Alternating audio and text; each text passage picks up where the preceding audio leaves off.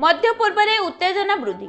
Saudi Arab राजधानी Riyadh रे थिबा अमेरिका दूतावास उपरे ड्रोन आक्रमण। सूचना अनुसार दुईटी ड्रोन अमेरिकार दूतावास दिग को जाउथिला। सुरक्षा व्यवस्था सक्रिय होइथिबार बड़ ध्वंस रोका जाइछि बोली कहा जाइछि, किंतु एही घटना आंतर्जातिक सुरक्षा उपरे गंभीर प्रश्न उठाइछि।